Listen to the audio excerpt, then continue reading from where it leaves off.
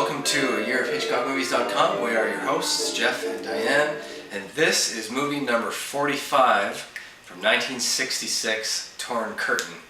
And well, after the commercial failure that was Marnie, the studio executives at Universal, that Hitchcock does remain at Universal for the rest of his career, well, they insisted that his next project, tonight's Torn Curtain, contains some big name actors to ensure that it be a hit. So we get to watch a movie with Paul Newman and Julie Andrews.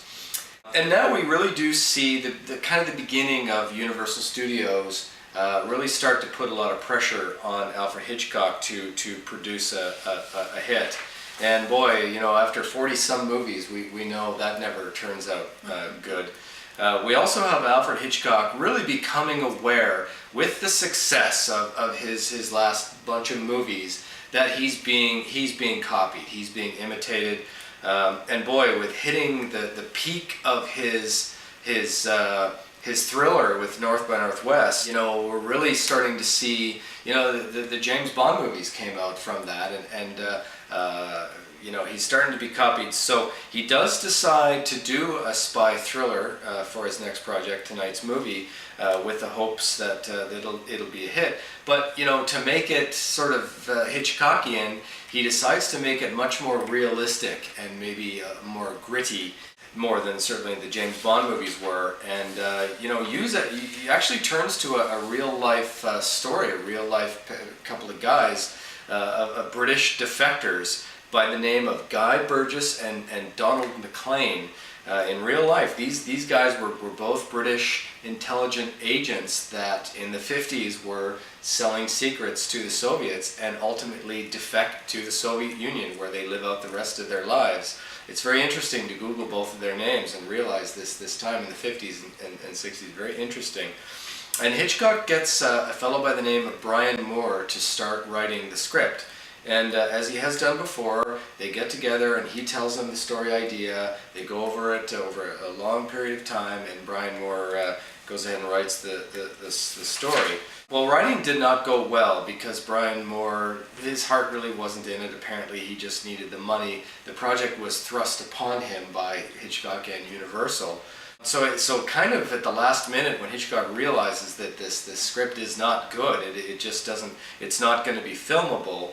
This script writer is not much of a movie writer.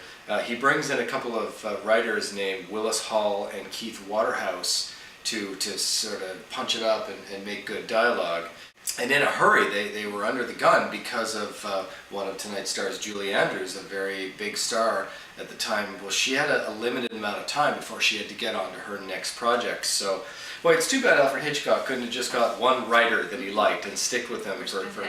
Where's Ben Heck when you need him? Where's Charles Bennett when you need him? And indeed, where is John Michael Hayes when you need him? So the situation is so familiar. So these two guys, by the way, Willis Hall and Keith Waterhouse, they actually wrote the play for Billy Liar, which was turned into a movie in 1963. Some of you might know that. So as mentioned, we've got Paul Newman and Julie Andrews, both big stars. Starting with Paul Newman, he's already starred in some movies. Cat on a Hot Tin Roof, Exodus, The Hustler, he's already been in. I like him best in the movie The Sting, which is to come, 1973. And it's important to note that Paul Newman was a method actor. And we remember Alfred Hitchcock's frustration working with another method actor, Montgomery Clift, in the movie I Confess. So we'll see how that turns out for tonight. Julie Andrews, of course, a big star at this time. She's just been in The Sound of Music, which won Best Picture in 1965. And the year before that, she was in the big, huge hit Mary Poppins, which we mentioned for the review of Marnie. Both musicals, lots of singing in that. Torn Curtain is not a musical. That's interesting. As mentioned in last week's movie, with regards to who's on the project, we no longer see the cinematography of Robert Burks, who is actually still alive here in 1966, but he's not on the project, and I'm actually not sure why. But he does die in 1968 before Alfred Hitchcock's next movie. So no more editing by the great George Tomasini, who died of a heart attack after Marnie, and see if you notice the difference. Probably the the biggest change from all of these great movies that we've seen in the 50s and early 60s is no Bernard Herrmann. And it's an interesting story. Bernard Herrmann started to work on the score and completed the score to Tonight's Torn Curtain. You know, with the pressure from Universal that Alfred Hitchcock, you know, needed a hit, he went back and told Bernard Herrmann that he wasn't satisfied with it, that he wanted it to be more upbeat, that he wanted perhaps a hit song for Julie Andrews to sing that could sell lots of records and make Universal lots and lots of money.